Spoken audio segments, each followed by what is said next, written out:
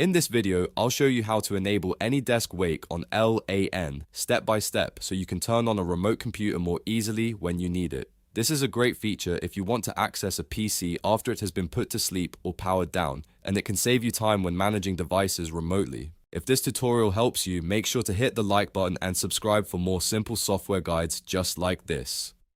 Alright, let's jump right in. First, open AnyDesk on the computer you want to wake remotely. This needs to be the machine that you plan to access later, so make sure you're working on the correct device.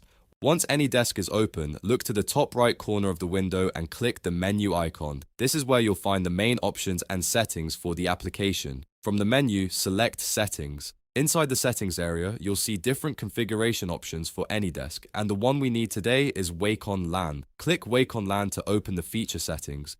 If the settings appear locked, don't worry, that just means you need permission to make changes. Click Unlock, then approve the administrator prompt when it appears. This step is important because it allows AnyDesk to make system-level changes needed for Wake-On-LAN to work properly. After the settings are unlocked, enable the Wake-On-LAN option. Once it's turned on, AnyDesk will be configured to help wake this computer remotely, depending on your network and device setup. If you're using this in a home or office environment, it's always a good idea to double-check that your power and network settings are also configured correctly, since Wake-On-LAN relies on your machine being able to receive the wake signal. And that's it.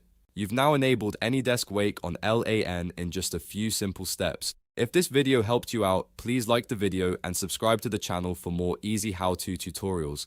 Thanks for watching, and I'll see you in the next one.